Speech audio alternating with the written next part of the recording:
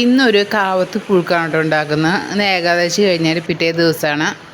അപ്പോൾ ഗുരുവായൂർ അമ്പലത്തിൽ പോയി ഭക്ഷണം കഴിച്ചു. ഇനിയിപ്പോൾ രാത്രിക്ക് കാവത്ത് ഉപ്പ് ഉണ്ടാക്കുകയാണ്. കാവത്ത് ചെറിയൊരു കഷ്ണം കാവത്തുണ്ട്. അത് മുറിച്ച് വെള്ളക്കാവത്താണ് കേട്ടോ ഏറ്റവും നല്ലത്.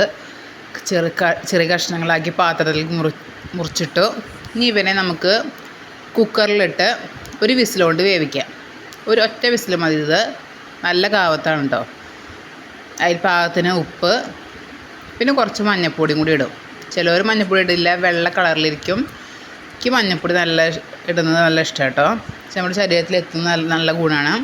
പിന്നെ അതിലേക്ക് വേണ്ട പച്ചമുളകിന് കൃഷിത്തോട്ടത്തിൽ പോയി പച്ചമുളക് പൊട്ടിക്കാൻ വേണ്ടി പോകുന്നു. അവിടെ ചീരക്കുട്ടന്മാരൊക്കെ നല്ല ഉഷാറായിട്ട് നിൽക്കുന്നുണ്ട്. അതുപോലെ തന്നെ തക്കാളി കുട്ടന്മാർ കുറേ തക്കാളി അതിൻ്റെ ഉള്ളിൽ വിരിഞ്ഞ് നിൽക്കുന്നുണ്ട് കേട്ടോ.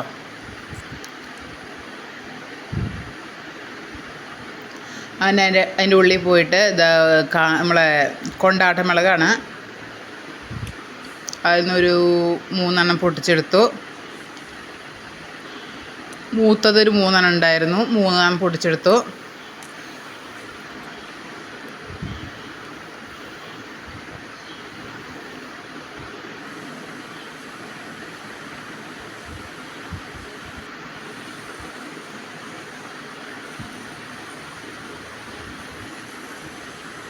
അങ്ങനെ വീട്ടിലേക്ക് അടുക്കളയിലെത്തി ഈ സാധനങ്ങളും ഈ തേങ്ങയും കൂടി നമ്മൾ മിക്സിയുടെ ജാറിലിട്ട് ഒന്ന് കറക്കിയെടുക്കണം.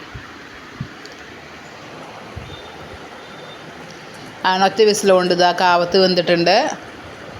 കാവത്ത് ചെറുതായിട്ട് നമുക്കൊന്ന് ഉടച്ച് ചേർക്കണം. പകുതിയോളം ഉടച്ച് ചേർത്താൽ മതി. ഇനി ഇവനെ നമുക്ക് മിക്സിയിൽ കുക്കറിലോട്ട് ഒന്ന് തട്ടിക്കൊടുക്കാം. കുക്കറിൻ്റെ ഉള്ളിൽ നിന്ന് മിക്സിയുടെ ജാറിൽ നമുക്ക് തുടച്ചിട്ട് അതിന് ഇളക്കി കൊടുത്തു. അടുപ്പത്ത് നിന്ന് വാങ്ങി വെച്ചതിന് ശേഷം ഇനി ചീഞ്ചട്ടി അടുപ്പത്ത് വെച്ച് കടുക് പൊട്ടിക്കാൻ കുറച്ച് വെളിച്ചെണ്ണ ഒഴിച്ചു. കടുകിട്ട് കൊടുത്തു.